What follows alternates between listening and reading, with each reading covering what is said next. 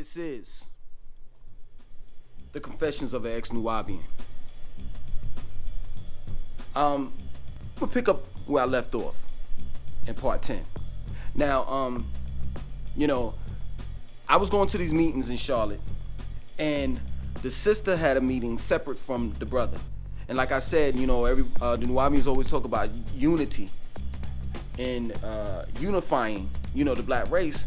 But within the Nuwaubian community or nation, there was this unity within that. The organization had changed so many times, and within the organization changing, it changed like every decade, when a new batch of young people came in. So the Ansars were actually mad at us because they felt as though that they put in the work, but Dr.York was saying that we were the children of the Elohim or the Anunnakis. And then, of course, once we got older, the doctrine changed.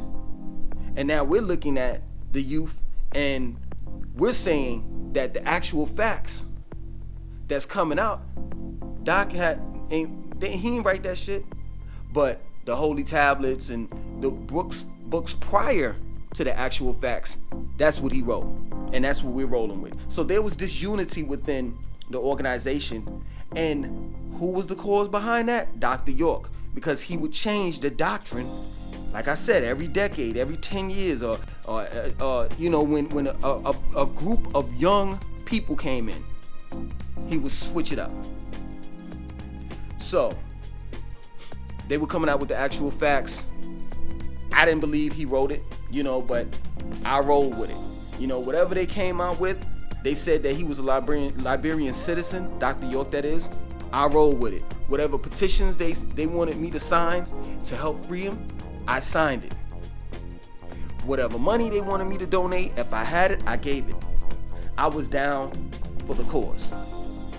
So I would be going back and forth to Charlotte, with this sister that also lived in Raleigh. She would drive up there, and I would just give her some gas money or whatever and ride with her. So to make the long story short, I had my second child, and I moved to Charlotte. When I got up there, I got up with, you remember Nitro? Well, Nitro was already living there, and I got up with him, and we had something in common now. He was an author. He had his second book out. I was an author. I was an author, and I was working on my second book. So every now and then we would go out together and sell our books, But for the most part, I was kind of trying to get him back into the organization, and he was through. He was through. He didn't want no parts of that shit anymore. And he never shitted on me. He never, said, I don't know why you want to be, still want to be a member. He never said anything of that like that. But, for the most part, he didn't want no parts of it. So I get up there, and the sister opened up the bookstore before the brother did. And, it was like a lot of hype behind it, because I forgot to mention that during the meetings that we had with the sister, which was in the library, and then we rented out, we rented out like how you could rent out like rooms in the library and stuff like that. That's what we did. Well, that's what she did. And Z.York was present at that time. Dr. York's son, and Z.York looked damn near just like. You know what I'm saying? So it was as if we were coming out, and I'm not gonna say unifying the nation together, but it was like at the time it seemed as though that Z.York wanted to take over the organization. So it was kind of like I was honored to be around him and just honored to be a part of the change. So when I got to the bookstore, he wasn't a part of it. He left. It was the sister. So the sister was on some shit. I'm gonna call her. Let me see. I'm gonna call her a set. So a set was on some shit like, we have some members, but they kind of come and go, and I'm running the bookstore by myself. And the bookstore, she had books. It was a smaller bookstore. It was way smaller than ours. It was just disorganized, and I was trying to tell her, if you organize it right, it can work. So the way the bookstore was set up, there you had your storefront, which was the front part of the bookstore, and then it was a hallway that goes in the back, and that's where she had a small room in there, which she held classes at on Sundays. So I kind of got the infrastructure on how things went, and basically there was no infrastructure. So what I did is I came in and I cleaned house. I reorganized the bookstore. I actually started working there, days like throughout the weekdays and stuff. I started working there, and she trusted me, so she would give me the keys. So I was in control of, opening up the bookstore, closing the bookstore, and all of that, right? So there was 2 other brothers beside me. It was I'm gonna call him Rick, and I'm gonna call him Derek. So it was 2 other brothers. 2 other brothers, Rick and Derek. Those 2 other brothers, they would run the bookstore as well. They would come in on certain days of the week and run the bookstore, but I was mainly like in charge. So whenever they, went to whatever day that they wanted to run the bookstore, I would open it. I would have the keys, and I would go there and open it up for them and close it for them, right? So Rick was cool. You know what I'm saying? Like, Rick wasn't that type of person that was active, but he wasn't inactive. He would be in and out here and there, Derek, he was questionable. And what I mean by questionable, it was like, I don't know, it's something about this. I just can't put my hands on it, right? So, weeks go by, whatever. We, working, regular thing. And it was another brother that he came to the bookstore. I'm gonna call him Quan.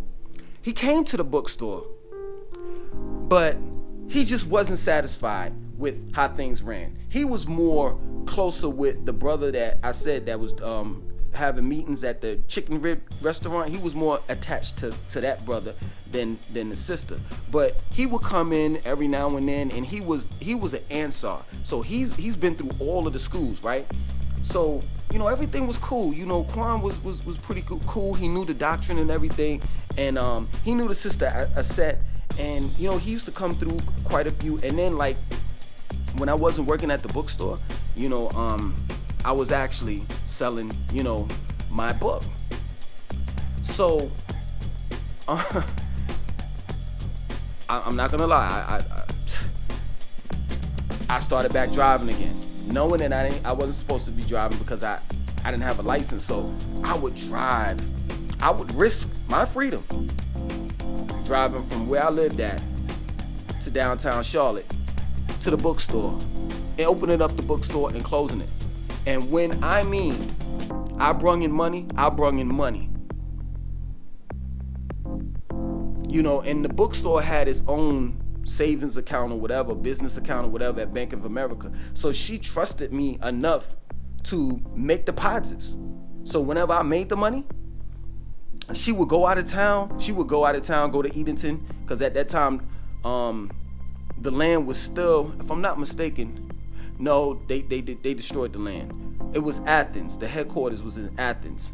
And at that time, she was going down there, and Doc said, the sisters are in control of things. That's where the doctrine came in, along with the actual facts that the black woman is God. And instead of the triad teaching, you had the felines.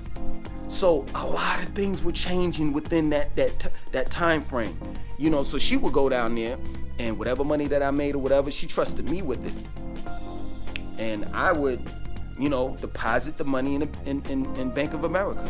And I felt proud. I felt honored. You know what I'm saying? That I am going to the bookstore, and I'm making money, and I'm back in the bookstore, and this bookstore is different. You know, I'm not going through the shit that I went through in my old bookstore. So Quan, you know, I would see him out and about while I was selling my book. But then it got to a point where at like, it was a time where it was a gap missing. So he went MIA for like damn near a year. And I was like, well, what the f***? You know what I'm saying? So I continued to sell my book. I continued to go to the bookstore or whatever. And the sister said, she will always say this shit, and it just bugged me out. Like, she was like, nobody's helping me. You know, and what she was talking about was turning. What she was talking about, like, was giving money towards the bills and rent and all the rest of that shit. And I'm telling her, yo, I really don't have no money like that, because here I am selling my books, and then I'm coming in here and I'm working for free. Y'all, you're not paying me nothing. You know what I'm saying? But I'm going to try my best to do what I have to do, you know, in order to get you some money.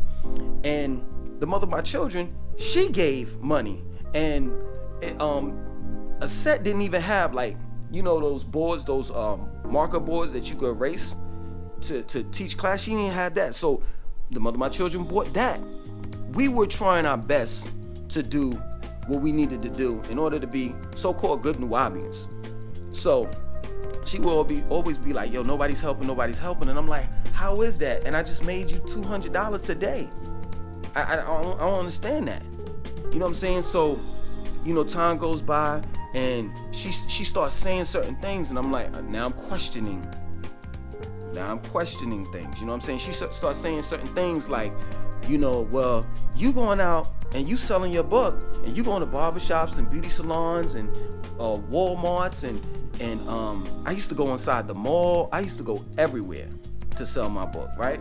She was like, well, I don't understand why you can't take the master teacher's books and sell those books out there while you selling your book. And I'm like, Ma, do you understand that I have to make money? Do you understand that? And when I go out, if I were to sell his books, y'all not giving me no money for it. So I started to question shit like, yo, man, you know what? All these bookstores are the same. These are some selfish son of a bitches. They don't want you to have shit. They don't want you to have nothing. They don't want you to have clothes on your back. They don't want you to pay your rent. They don't want you to pay your light bill. They don't want you to pay your water bill. They want you to dedicate your whole life to this fucking doctrine. So I started easing off a little bit. I came sometimes, you know what I'm saying? I wasn't trying to go teach class, you know what I'm saying? Cause she wanted me to start teaching classes on Sunday, and I was like, you know what, man, f- that shit. I'm gonna sit home and watch games. That's what I'm gonna do. So I go to those that are familiar with Charlotte, North Carolina. I hustle on Betty's Ford Road, right? The little shopping area is a Food Lion, a barber shop. Across the street from it is like a Burger King or McDonald's. What else? What else is over there? They just built a new library over there and a new Family Dollar on the corner. So I'm out there hustling, right? And it's a gas station like in that area too. I'm out there hustling, right? So I go in a barber shop and it's in there, you know what I'm saying? So I'm pitching my book. Yo, I got this book, this, that, so forth. Same shit, get the gab. I'm trying to, you know, reel them in. So who do I see? Quan. I look, and he don't look the same. And I'm like, nah, man, nah. You see, cause like, if you ever, I'll give you an example. If you ever fuck with a whore, you could spot a whore a mile away. Straight up. I've seen crackheads before. So I know what they look like, how they act, how they talk, how they walk. And Quan turned into a crackhead. And I pulled him to the side. I took him outside and I was like, yo, man, what's going on, man? I ain't seen you in a long time. He was like, yeah, because I've been going through some things, but the shams, they're coming, and I'm just getting myself prepared, for interdimensional traveling. And he started going on about some crazy shit, like how he had talked to Dr. York in his dreams. That's normal. Every Nuwaubian has said that. Oh, Dr. York has been in my dreams. But he was saying some other shit like, yo, he talked to Dr. York in his dreams, and he said that Dr. York said that that he got a special ship designed for him to go to the planet Risk. He just kept on going, rambling on and on and on, and he was doing this and shit. Yeah, you know what I'm saying? And he was stuttering, and I'm just like, you got to be fucking kidding me. You got to be kidding me. This was a full-blown crackhead. Straight up. Straight the fuck up. And I was surprised that asked me for no money. I was totally surprised. Straight up. But I really felt bad for him. You see, what happens is, when you become a Nuwaubian, you think you're special. Because Dr. York said that you are gods. You are Elohim, you are Anunnaki. So you start believing that shit. And you fall into it, and you think that you're superior. Or you're actually a supreme being. That you are better than the average person. And the reality of it is that what's so crazy is you're talking about a group of regular people. That's it. That's all Nuwaubians are. Regular human fucking people. So don't be shocked and amazed to hear, because I've heard it. Don't be shocked and amazed to hear that there was some Nuwaubian chicks stripping in a strip club. Don't be shocked to hear that Quan, which was a Nuwaubian, he was an Ansar, and he went through all of the schools, later became a crackhead, because these are regular people. It's just that plain and simple. That's what I've seen. That's what I've learned throughout the course of years. That Nuwaubians ain't nothing but regular ass that got regular ass problems. So after that culture shock, after that shit, it me up. You know what I'm saying? I ain't never seen a Nuwaubian crackhead. There's a difference. There's a difference. Crackheads be rambling on and on and on. They start talking about shit, and then at the end of at the end of their story, it's like, yo, man, come on, let me hold something. Come on, man. I know you got $2, Flavor. I know you got $2. But in this particular situation, this is the Nuwaubian, so he rambling on about doctrine and how he's going to travel and dematerialize. I mean, it's as if this really took a goddamn trip to Planet Risk. When that Dr. York said he got a spaceship specifically designed for him, I was done. So, I left it alone. You know what I mean? He was out there. I seen him a couple times after that, and Quan was done. Stick a fork, cause he's done. So, I continue to go to the bookstore, whatever, and Derek and Rick, they were still doing the certain days of the week. And like I said, it was something about Derek that was like really, really questionable. Like really questionable. One time the mother of my children dropped him and his wife off, and she was like, yo, I really was like tensed up because I didn't know what they were gonna do. It seems as though that they were trying to set me up or some shit. Derek was really questionable.